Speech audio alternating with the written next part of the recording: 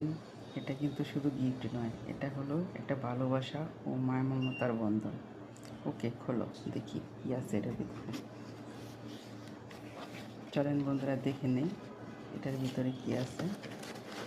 খোলা হচ্ছে আস্তে আস্তে।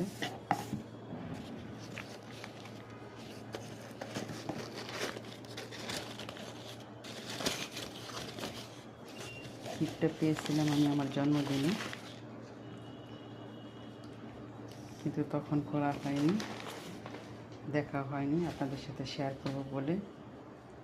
দেখেন বন্ধুরা, কত সুন্দর একটি মগ। আমার তো খুবই পছন্দ হয়েছে মগটি। চা খেতে খুবই অসাধারণ হবে, চায়ের জন্য খুবই খুবই সুন্দর একটি মগ। রোজ আমি এটাতে চা খাবো, আর যে বা যারা আমাকে গিফটটা দিয়েছেন তাদের জন্য দোয়া ও ভালোবাসা রইল।